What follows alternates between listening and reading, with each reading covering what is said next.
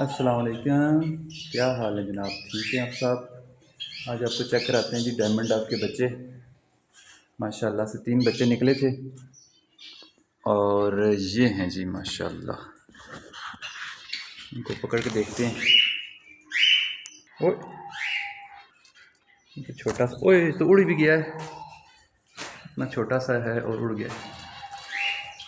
आ जाओ आ जाओ आ जाओ आ जाओ आ जाओ आ जाओ आ जाओ आ जाओ आ जाओ आ जाओ। ये आ गया जी। ये देखें जी माशाल्लाह, इसने उड़ना शुरू कर दिया। पहला बेबी जी हमारे बर्ड हाउस का।